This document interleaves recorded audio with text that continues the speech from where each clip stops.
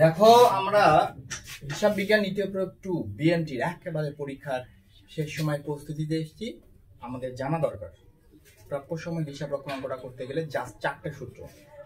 কেমন 4টা সূত্র আমরা জানবো? আমরা যদি অঙ্কটা অনাদায়ী পাওনা দিয়ে শুরু হয়, অঙ্কটা যদি আমাদের অনাদায়ী পাওনা দিয়ে শুরু হয়, তাহলে 1 নাম্বার জাবেদা কি হবে? অনাদায়ী পাওনা খরচ হিসাব ডেবিট, অনাদায়ী পাওনা হিসাব ডেবিট। তাহলে হবে অনাদায়ী পাওনা হিসাব ডেবিট। ক্রেডিট কি? প্রাপ্য হিসাব ক্রেডিট।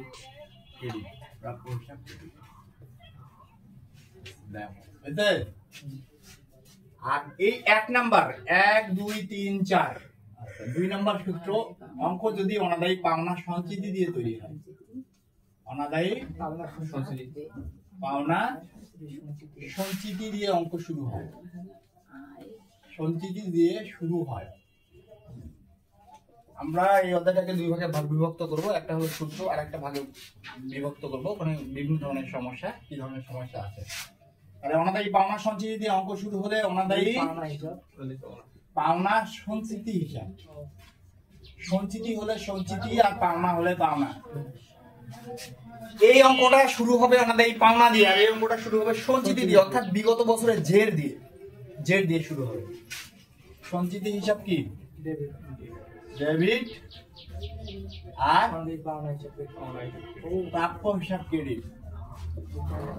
ঠিক আছে? এই দুটাই কিন্তু আমাদের বিকল্প, দুটার মধ্যে যে কোনো একটা আসবে। এটা হলে এটা হবে না, এটা হলে এটা হবে না। কথা কি বুঝতে পারছো?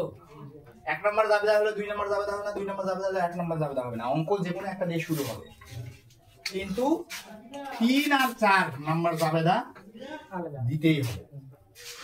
এই দুটার মধ্যে যে কোনো একটা দিব। অনাদায়ী পাওনা দিয়ে অঙ্ক শুরু হলে এইটা, সঞ্চিতি দিয়ে অঙ্ক শুরু হলে এইটা, কিন্তু 3 আর 4 দিতে হবে বাধ্যতামূলক। তাহলে 3 নাম্বার জাবেদাটা কি? অনাদায়ী পাওনা, যখন আমরা অনাদায়ী পাওনা সঞ্চিতি যখন আমাদের কি হবে? সৃষ্টি হবে। অনাদায়ী পাওনা সঞ্চিতি কি হবে? সৃষ্টি হবে। তখন কি হবে? অনাদায়ী পাওনা ডেবিট,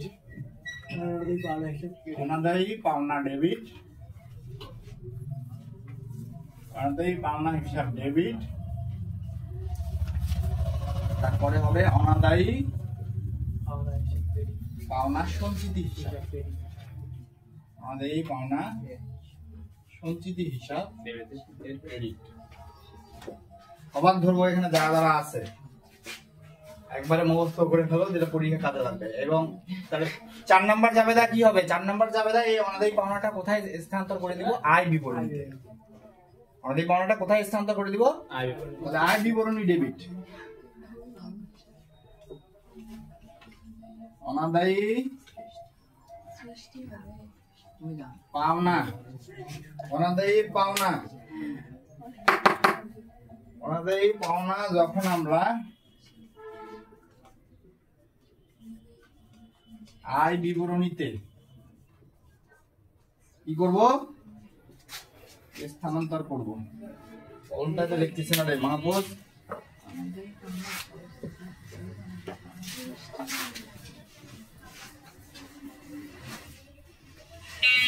অনাদায়ী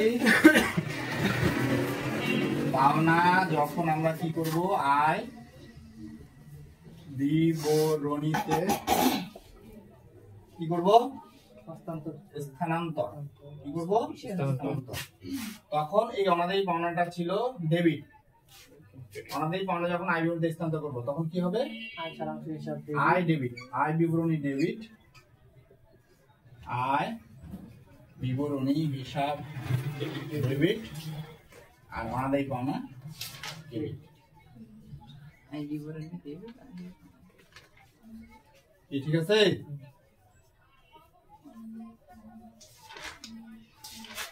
এই হলো আমাদের সূত্র।